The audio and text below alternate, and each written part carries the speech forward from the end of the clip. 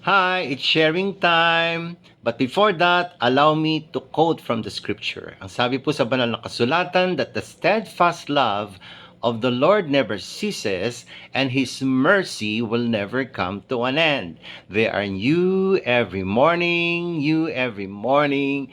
Great is the Lord's faithfulness. Okay, so ang pag-uusapan po natin ay isang natural na makapagmamanage po ng ating mga health issues. Ano po? Siyempre, natural. Pag sinabing natural, hindi naman tao gumawa nito, kundi ang ating Panginoon. Ang tinutukoy ko po, yung ating C-Bactorn, ano-ano pa ba ang mga actual health benefits nito na magagawa po sa ating kalusugan. Ang tinutukoy po nating C-Bactorn, yung po yung super berry or super fruit na matatagpuan po doon sa dako ng Himalayan. Ayan, Himalayan mountain range. At siyempre, ang pinag-uusapan natin C-Bactorn, they are validated by modern science. Ang C-Bactorn po ay merong mahigit 200 nutrients and bioactive chemicals. Ang C-Bactorn po, in particular po, yung ating C-Bactorn, yung Ladakh, no? Ladakh variety. Alright? Ang ating Ladakh variety na C-Bactorn ay mayaman sa protina, healthy fats, vitamins, minerals, and amino acids. So, ang key health benefit po nito, marami po siyang health benefit. Pero ang pag-uusapan lang po natin ay ang mga sumusunod: cancer protection, immunoregulator, protects liver, kidney, skin, nerves, and digestive system. At siya po'y nakakapag-reduce din ng blood pressure at nakakatulong for the healing of wounds. So, ang pag-uusapan natin ngayon ay tungkol sa liver, fatty liver disease, tungkol po sa kidney disease, at patungkol po sa bukol sa matres. Ayan. So, para po tayo magsimula na, ang una po nating pag-uusapan ay paano makakatulong ang C-Bactorn sa fatty liver disease. Ayan. So, ang C-Bactorn ay maaaring makatulong sa paggamot ng fatty liver disease in a natural way, ha? Dahil sa mga sumusunod na mga kadahilanan. Una, pagbaba ng lipid or lipid accumulation.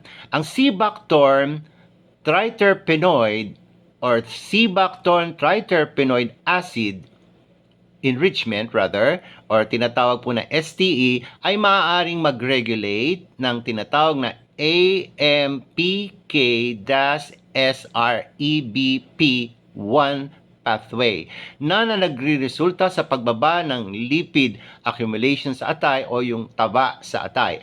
Number 2, ito ang ating pong C-Bactorn ay mayaman sa antioxidant and anti-inflammatory effects. Ang C-Bactorn ay mayaman sa tinatawag na flavonoids at carotenoids na may antioxidant at anti-inflammatory properties na maaaring makatulong sa pagprotekta sa atay mula sa tinatawag na oxidative stress at inflammation. Pangatlo, ang C-Bactorn ay nakakatulong sa pagpapabuti ng insulin sensitivity. Ang C-Bactorn ay maaaring makatulong sa pagpapabuti ng insulin sensitivity na mahalaga sa paggamot ng fatty liver disease. Pang-apat po, yung pong tinatawag na hepatoprotective properties. Ang C-Bactorn ay may hepatoprotective properties na maaaring makatulong sa pagprotekta sa atay mula sa damage. Okay? Ayon po sa pag-aaral, ang C-Bactorn ay maaaring makatulong sa paggamot ng fatty liver disease, again in a natural way, sa pamamagitan ng pagbabawas ng liver fat accumulation, pagpapabuti ng liver function, at pag-angat ng mga sintomas ng sakit. Okay, so yung pong ating topic number 1. Ang ating topic number 2 ay papaanong makakatulong sa kidney problem ang C-Bactorn. Alright? Ang C-Bactorn ay maaaring makatulong sa mga may problema sa kidney dahil sa mga sumusunod na kadahilanan. Number 1, ang C-Bactorn ay mayroong tinatawag na anti-inflammatory properties.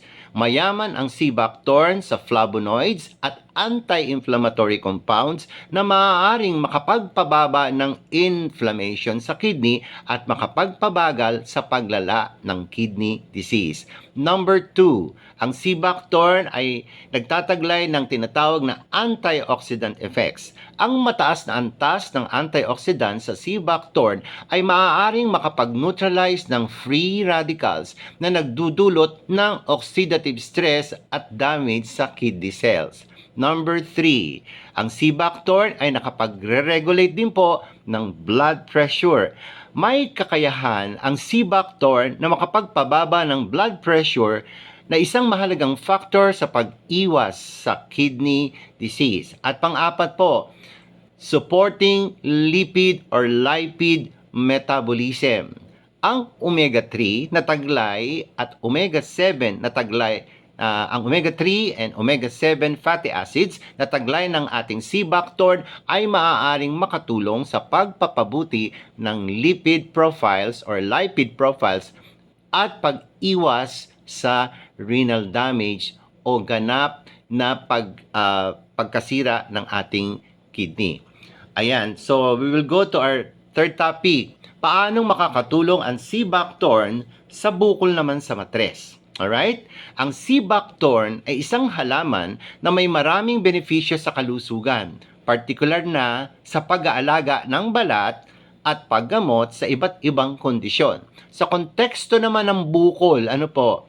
Ayan, sa konteksto ng bukol sa matres or uterine fibroids, may ilang mga pag-aaral na nagsasabi na ang sea buckthorn ay maaaring makatulong sa pagbawas ng mga sintomas nito.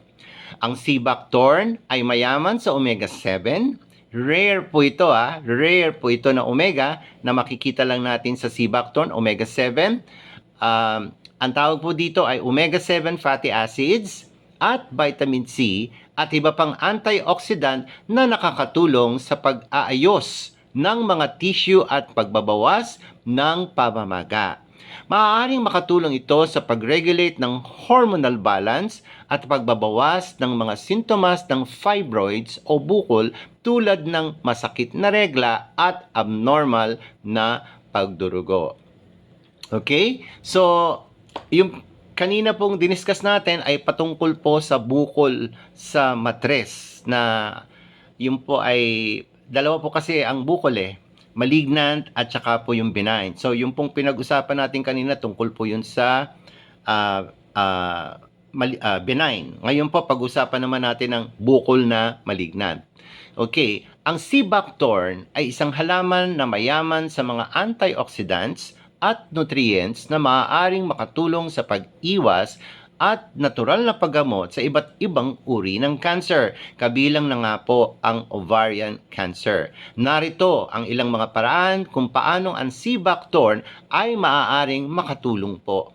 Number 1, antioxidant properties. Ang sea buckthorn ay mayaman sa mga antioxidant tulad ng vitamin C at vitamin E na nakakatulong sa pag-neutralize ng mga free radicals na maaaring makapinsala sa mga cells o selula at magdulot ng cancer. Okay? Number 2, anti-inflammatory effects. Ang sea buckthorn ay may mga anti-inflammatory properties na maaaring makatulong sa pagbabawas ng pamamaga at pag-iwas sa paglaki ng mga selulang cancer.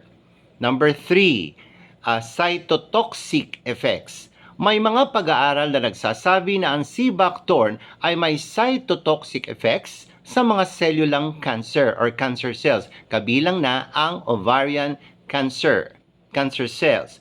And number 4, immunomodulatory effects. Immunomodulatory effects.